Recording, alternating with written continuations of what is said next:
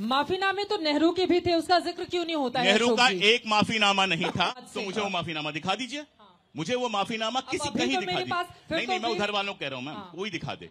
माफीनामे तो नेहरू के भी थे, उसका जिक्र क्यों नहीं होता है? नेहरू का एक माफीनामा नहीं था, कोई मुझे यहाँ जितने लोग। मैं देखिए, मैं पढ़ के सुना देती हूँ। मैं जब रिसर्च निकाल रही थी उस समय मेरे सामने है साल 1923 में नाभा रियासत में एक सेकंड रुक जाओ, बस अब पढ़ तो लेने दीजिए, पहले पढ़ लेने दीजिए। नाभा रियासत में गैर कानूनी ढंग से प्रवेश करने के लिए औपनिवेशिक शासन ने जवाहरलाल नेहरू को 2 साल की सजा सुनाई थी।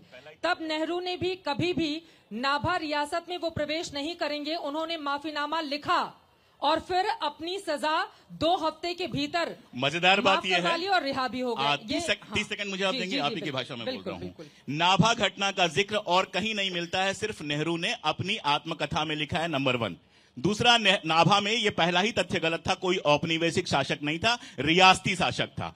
तीसरी बात, नाभा में माफी मांगने की बात नेहरू ने खुद लिखा है कि मोतीलाल नेहरू ने कहा कि एक माफीनामा लिख देते हैं। नेहरू इतना नाराज हुए कि उन्होंने बाकायदा पत्र लिखा कि इस तरह के किसी माफीनामे की जरूरत नहीं है।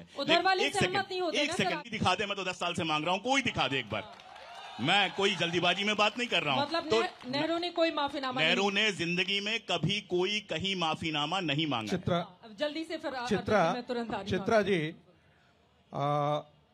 क्विट इंडिया मूवमेंट जो है वो गांधी की देन थी, और अबुल कलाम आजाद को आप पढ़ लीजिएगा।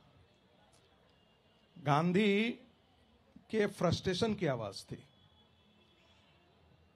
उन्होंने लिखा है, आजाद ने, कि ना नेहरू को पता था ना हमें पता था क्विट इंडिया मूवमेंट के बारे में, न कांग्रेस वर्किंग कमेटी के किसी सदस्य को इसके बारे में जानकारी थी। क्विट इंडिया मूवमेंट को अंबेडकर ने क्या कहा? This is a betrayal to the nation. बाकी लोगों ने क्या किया क्विट इंडिया मूवमेंट से? आपको क्या मिला था? यह भी सवाल था। और दूसरी बात, हमेशा यह कहा जाता है कि उस समय क्विट इंडिया मूवमेंट पे क्या रोल था हिंदू महासभा का। ऐसे देश के 25 शहर हैं जिसमें प्रदर्शन से लेकर के सारी चीजें हिंदू महासभा ने, चौपाटी में 25,000 लोग एकत्रित थे।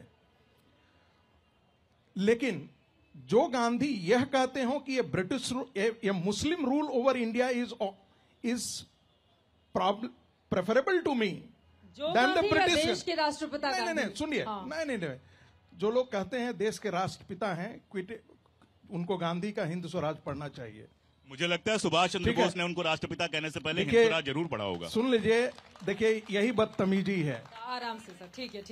जिनको बीच में इंटरफेयर करने की आपने की थी, ये बीच में बदतमीजी करने की संस्कार जो है वो मुझे नहीं मालूम है कि नेहरू की तरफ से आया है या कहां से आया है। तो इस बदतमीजी की शुरुआत आपने की थी मेरे पिछली बात में बीच में बोल। ठीक है।